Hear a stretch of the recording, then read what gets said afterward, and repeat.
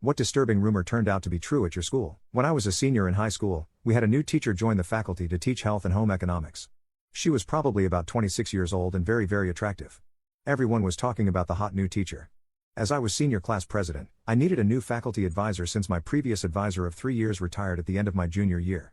About 2 weeks later, the principal called me into his office and informed me that the new hot teacher was going to be our new class advisor for the rest of the year.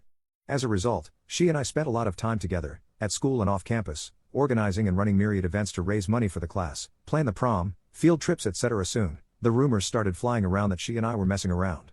This was completely false. I can say she never acted inappropriately towards me or suggested anything to make me think she had plans for any type of physical or sexual activity. She was a fantastic advisor and always just that, a class advisor.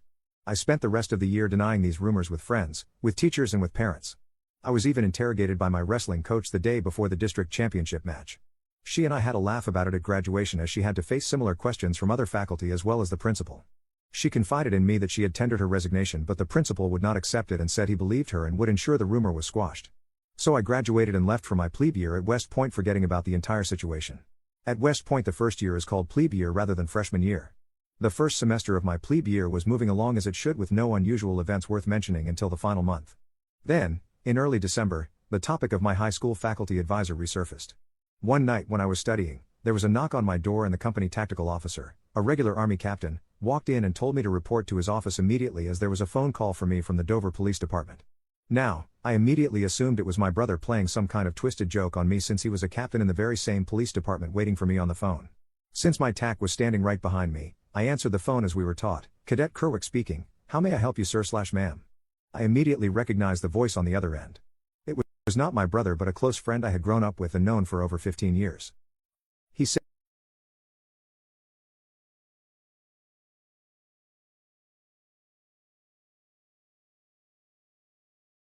"What's the worst mistake you ever made when texting someone?" "So, I know a girl, she's 15, and I'm not quite sure what she has, but I do know she's mentally challenged. She's the sweetest little girl I know, heart of gold and extremely generous, and friendly. She's taken quite a liking to me, and her parents say she apparently doesn't stop talking about me at the dinner table, or whenever she gets the chance. I think she sees me the same way younger kids find high schoolers cool. She's recently taken an interest in building her own wardrobe.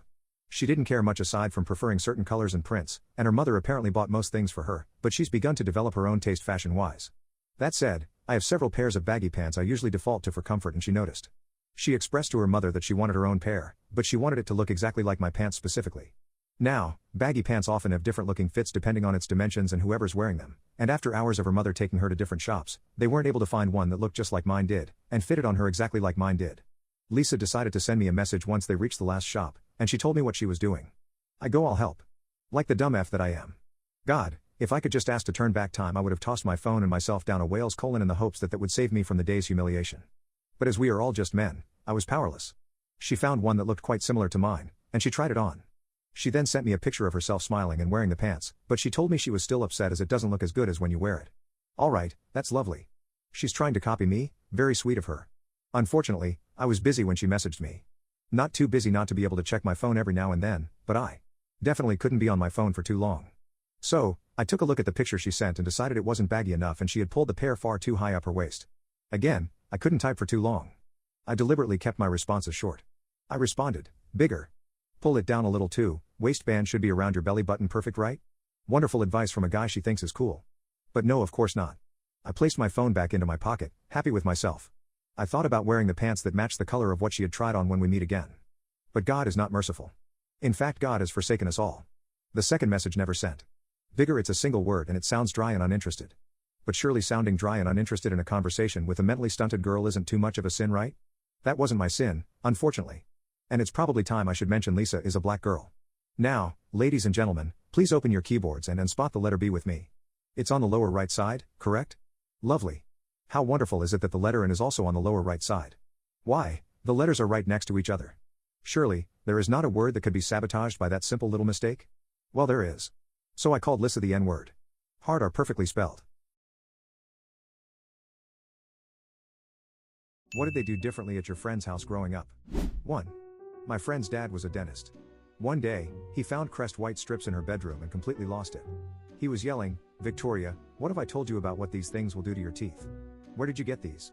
Where did you get them?" She panicked and said, They're just free samples that came in the mail, I swear, I wasn't even going to use them. 2. His father and mother kissed in front of me. I had never seen my father and mother kiss. 3. They asked permission to leave the table after eating. At my house, we just disappeared like ninjas. 4. My friend's parents had a unique bedtime story tradition. Instead of fairy tales, they read us the instruction manuals for appliances. Nothing like drifting off to sleep with dreams of dishwashers. 5. My friend's parents knocked on the door and never walked in unless the door was open. I didn't even know that was an option. 6. They were a living room family. My family was a stay in your own room or space kind of family. It took some getting used to, but I eventually loved how every activity somehow involved everyone in the house. Sister wants to watch a movie? Dad makes the popcorn, we get the blankets, and there's room on the couch for everyone. Mom goes to garden in the backyard? We all sit outside for the afternoon until she's done. Their parents became good friends with mine, and now, as an adult with my own kids, we are also a living room family. My parents and brother will come out of their spaces to spend time doing nothing with us, and it's all thanks to my best friend. 7. They left the butter sitting out all the time, and her mom chain-smoked Misty Menthol 120s. That butter tasted like Nicorette. 8. My friend's parents could afford to fill their fridge but hated sharing with their kids' friends. My mom couldn't always fill the fridge, but if I had friends over, she made sure they were fed with something. 9. More than one box of cereal could be open at a time. In my house, you couldn't break the seal on a new box of cereal until the current one was finished. At my friend's house, there were always multiple cereals to choose from for breakfast. 10. My friends' families would actually sit down at dinner and have conversations with each other. At my house, my mom would put a meal in front of me at the kitchen table, then take her dinner, go into her bedroom, close the door, and eat while reading a book. I had the dog and the cat for company. My mom never understood why I loved having dinner at my friends' houses. People who grew up rich, when did you realize you were living in a bubble and not like everyone else? 1. I'm not super rich, but things really hit home when I was with a friend and his mother started to panic because she couldn't afford milk for her toddler son, my friend's little brother. I was just walking around with $40 in my pocket for no real reason, so I gave her $20. She was embarrassed to be taking money from a 13-year-old, but swallowed her pride for the sake of her children. I knew my friend wasn't as well off, but it never fully hit me what that meant before then. To me, being poor just meant someone couldn't afford nice things. What it meant to struggle with basic necessities like milk never really struck me before then. 2. I did not grow up rich. But my husband did. His sister once said, I didn't know everyone didn't live in big houses until I went off to college. Apparently, she led a very sheltered life. 3. I realized when I went to college and had friends who were complaining about student loans. 4. When I started talking in school about the pros and cons of Disney World versus Disneyland, and people were like, you've been on vacation. Lucky. 5.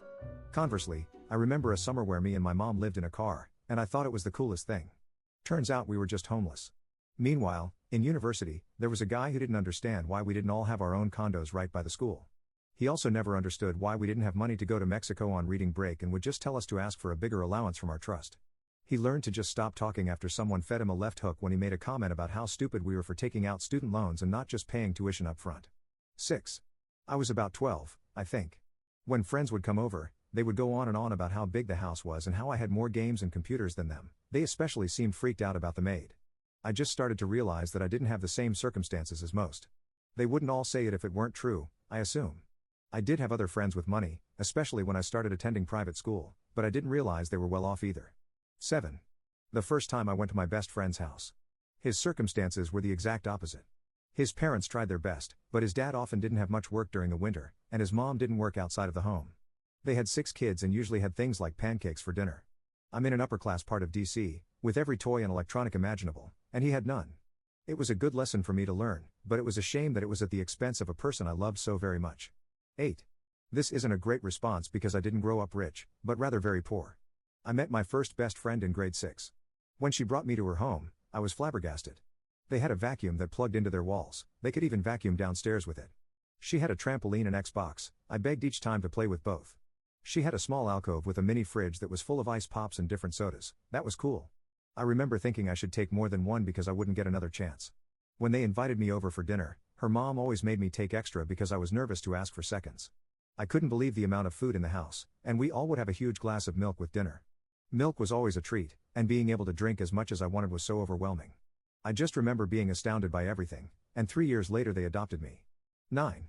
I was talking to a friend about going to the town's public beach, and they were saying how horribly crowded it gets in summer. I suddenly realized that I had never had to go to a public beach because I always had at least 2 private family beaches to go to, one with cabanas, outdoor showers, and space for cooking. I always had taken it for granted. 10. Not rich, but in high school, there was this one kid who wore the same shoes from sophomore to senior year. I kept telling him to buy a new pair, but he would claim that they were broken in and he didn't want to waste money on uncomfortable ones. So I decided to do that thing where the class would surprise him with a new pair of Vans for his birthday. But when I asked our classmates to chip in, they all said they didn't have any money to spare. That didn't make sense because most of them had after-school jobs. That's when I found out I was the only kid in class who wasn't working to help support their own family. What's the darkest secret you have kept from your partner? 1. She moved from her hometown to be with me. Her best friend from that hometown was in treatment for cancer. She would go visit him periodically. I was good friends with him too. But she hadn't visited him in quite a while, maybe a year, and couldn't make it back for Christmas. She sent him a long letter and Christmas card, but messed up the address. He passed away suddenly, and the card ended up being returned to our home. I saw the returned letter in the mail and realized what happened. I threw it away and told her that she could have some solace in knowing he knew she was thinking about him before he passed. I will never tell her the truth. 2. I don't like mini golf. We went mini golfing on our first official date, and it was fun because he is fun. Now we go mini golfing at least once a year on summer vacation. We bring the kids now, and it's this whole day. The kids love it. My husband talks about our first date, and the whole thing is so damn cute. But I hate mini golf. I'll never tell him, why would I? It won't do any good. After 20 plus years, it would just be mean. So every year, I go and make the best of it.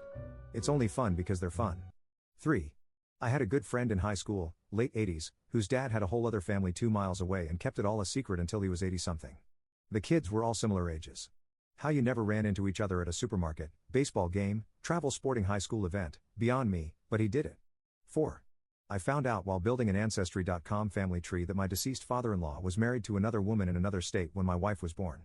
He divorced her and married my mother-in-law within a month of her birth. They were married for 40 plus years when he passed away. I'm 100% certain my wife doesn't know this, and 99% certain my mother-in-law doesn't either. 5. I think the only secret I've kept is that she is honestly a terrible gift buyer. She is easily the sweetest, most caring person I've ever met, who would do anything for anyone. And when she buys gifts, in her heart of hearts, she really thinks she did so good and is so proud of herself. I will die with that secret because that beautiful soul does not need to be tarnished with that. But I am a grown man who loves The Office. Nothing about me screams that I would like a music box that plays The Office theme. 6. My stay-at-home wife thinks I make $80,000 a year. I made $170,000 this year, just at work. I have $2,000 from every paycheck, so $4,000 a month, going to a hidden high-yield savings account at 4.5% APY. So she thinks I make about $2,700 a paycheck. I also have an additional $4,900 in military disability that is untaxed, which also goes to the same account. That's $8,900 untouched every month for the past 5 years. I have over $500,000 in this secret account. We still rent a 2-bedroom apartment and have a 4-year plan to buy a house with a $400,000 budget. What she doesn't know is that I bought 30 acres 3 years ago in cash. In 5 years, I'm going to have her build her dream house with custom plans on the land, with a $1.5 million budget, and pay cash for it. 7. I have never been more lonely in my life with him. 8. I'm female and asked my male coworker for a hug. He's twice my age, so to me it was a dad hug, but my husband would consider it cheating. I had asked my husband for a hug the same day, and he had refused because he wanted me to pull myself together first. My coworker saw I was a mess and agreed to hug without hesitation.